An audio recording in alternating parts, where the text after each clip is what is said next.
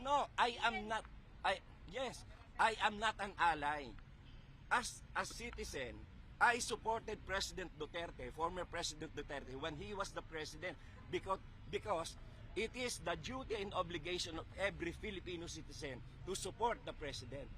But when his term ended, my support, of course, is to President Bongbong Marcos. As a Filipino, you have to support the government. You have to support the president. You have to support the administration. Pero anong ginawa ni former President Rodrigo Roa Duterte? Binastos niya si President Bongbong Marcos. Binastos niya ang gobyerno. At ngayon, gusto pa niya magkudita.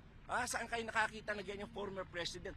Gusto niyang baliin at baliwalain ang konstitusyon. Gusto niyang lumabag sa